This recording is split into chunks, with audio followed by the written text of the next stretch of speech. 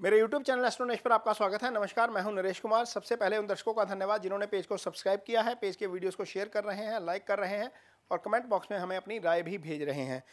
बात करेंगे देवगुरु बृहस्पति की। देवगुरु बृहस्पति 4 सितंबर को वक्री होने जा रहे हैं और ये वक्रावस्था रहेगी 31 दिसंबर तक, यानी कि रफली 4 महीने का ऐसा पीरियड है, 118 दिन का, जब गुरु वक्री रहेंगे मेष राशि में। अब मेष राशि में वक्री रहेंगे तो उसका वृश्चिक राशि के ऊपर क्या असर पड़ेगा, इस पर चर्चा करेंगे। लेकिन सबसे पहले आपको ये बताएंगे कि वक्रावस्था क्या होती है, वक्रावस्था में प्लैनेट किस तरह के फल करता है और वक्रावस्था कैसे खत्म होती है और शुरू होती है। जब हम ज्योतिष सीखते हैं या पढ़ते हैं तो बताया जाता है कि जो दो ग्रह हैं वो इनर सर्कल के प्लैनेट हैं, शुक्र और बुध, और मंगल, गुरु और शनि, ये 3 आउटर सर्कल के प्लैनेट हैं। यही ग्रह वक्री होते हैं। राहु केतु हमेशा वक्री रहते हैं। ये ग्रह जो हैं 5 ग्रह, ये वक्री भी होते हैं और मार्गी भी होते हैं। तो क्योंकि ज्योतिष जो पढ़ा जाता है वो भू केंद्रीय पद्धति से पढ़ा जाता है, तो इनर सर्कल और आउटर सर्कल की बात होती है। अब यहाँ पर आप देखेंगे कि सूर्य और शनि आमने सामने हैं और ये वक्र अवस्था में है। मंगल, गुरु और शनि जब सूर्य से 120 डिग्री दूर चले जाते हैं तो वक्री हो जाते हैं, चाहे वो बाएं हों चाहे वो दाएं हों। जैसे गुरु वक्री हो रहे हैं 4 सितंबर को, तो ये डिस्टेंस जो है वो 120 डिग्री से ज़्यादा हो जाएगा। अब जैसे ही सूर्य यहाँ पर आएंगे, ये डिस्टेंस 120 डिग्री से कम होगा और गुरु मार्गी हो जाएंगे। ऐसा ही शनि के साथ होगा, शनि भी मार्गी हो जाएंगे। शनि 4 नवंबर को मार्गी होंगे, क्योंकि सूर्य जब आ जाएंगे 4 नवंबर को, यहाँ पर होंगे सूर्य, तो ये वक्रावस्था खत्म हो जाएगी। सूर्य पहले से, शनि पहले से वक्री चल रहे हैं। तो बुध और शुक्र, ये देखिए, ये बुध सूर्य के साथ ही रहते हैं और शुक्र भी सूर्य से एक घर आगे पीछे रहते हैं, क्योंकि इनका मैक्सिमम डिस्टेंस 27 डिग्री होता है सूर्य से। इनका मैक्सिमम जो डिस्टेंस है वो 45 के आसपास होता है। तो ये ग्रह कभी भी आप किसी कुंडली में ये नहीं देखेंगे कि सूर्य बुध आमने सामने है, ये हमेशा साथ में ही रहेंगे। तो ये वक्रावस्था होती है। वक्रावस्था में प्लैनेट क्या करता है, जैसे आपने कार को हैंड ब्रेक लगाया हुआ है और आप एक्सीलेटर दबा रहे हैं, आपकी कार जो है वो आगे नहीं बढ़ रही। यही सिचुएशन प्लैनेट की हो जाती है। प्लैनेट का चेष्टा बल बढ़ जाता है, वो आगे बढ़ने की कोशिश करता है, लेकिन ऐसा लगता है कि वो आगे नहीं बढ़ रहा, वो रेट्रोग्रेशन में चला जाता है सूर्य से एक पर्टिकुलर दूरी कम होने के कारण या पर्टिकुलर दूरी ज़्यादा होने के कारण। तो अब गुरु जब छठे भाव में गोचर करेंगे तो आपको कैसा फल देंगे। ये 5 सितंबर के दिन की कुंडली है। गुरु छठे भाव में गोचर कर रहे हैं। छठे का गोचर वैसे भी अच्छा नहीं होता गुरु का।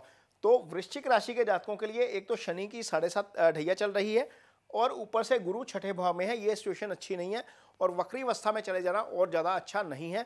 कुछ चीज़ों का आपको ध्यान रखना है। मैं ये नहीं कह रहा कि गुरु इसके खराब फल करने शुरू कर देंगे। गुरु एक सौम्य प्लैनेट है। गुरु के कारक तत्वों की हानि हो जाती है, खास तौर पर यदि आपकी कुंडली में दशा गुरु की चल रही है या अंतरदशा गुरु की चल रही है।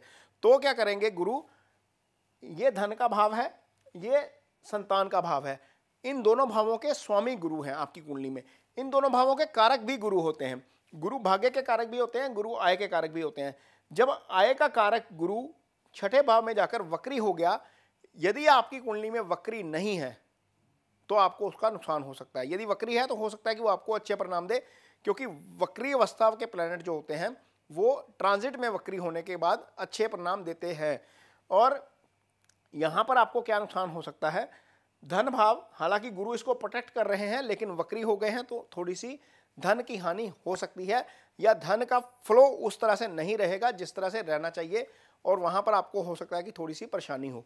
ये चूंकि फैमिली का भाव भी है, वहाँ पर भी थोड़ा सा कहीं ना कहीं आपको दिक्कत हो सकती है। कुटुंब भाव इसको हम कुटुंब भाव बोलते हैं, तो वहाँ पर भी थोड़ी सी दिक्कत हो सकती है। ये संतान का भाव है, ये पंचम भाव है, इसके कारक भी गुरु हैं, आपकी कुंडली में स्वामी भी गुरु हैं। तो यहाँ पर एक तरफ शनि आ गए, एक तरफ राहु बैठे हैं और इस भाव का स्वामी वक्री हो गया। ये पापकर्त्री की पोजीशन है।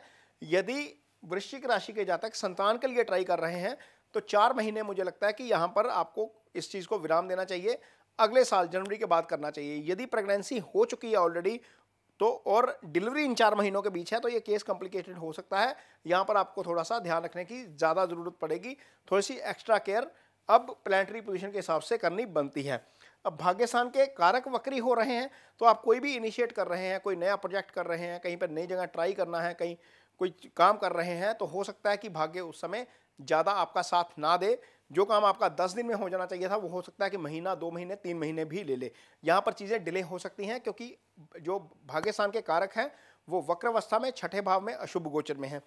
आय स्थान मैंने पहले ही बता दिया कि मनी का फ्लो थोड़ा सा डिस्टर्ब हो सकता है, ये चीज़ आपको थोड़ी सी ध्यान में रखकर चलनी चाहिए। थोड़ी सी सावधानियां हैं, इसके बुरे परिणाम नहीं मैं बोल रहा, लेकिन हाँ जो अच्छे परिणाम होते हैं, गुरु चूंकि शुभ ग्रह हैं, उसके कारक अच्छे हैं, संतान के कारक हैं, ज्ञान के कारक हैं, धन के कारक हैं, हायर एजुकेशन के कारक हैं। तो हायर एजुकेशन के भाव के स्वामी हैं आपकी कुंडली में, अप्लाइड नॉलेज के कारक हैं। तो इन सारी चीज़ों के फलों में कमी हो सकती है क्योंकि गुरु अशुभ गोचर में है।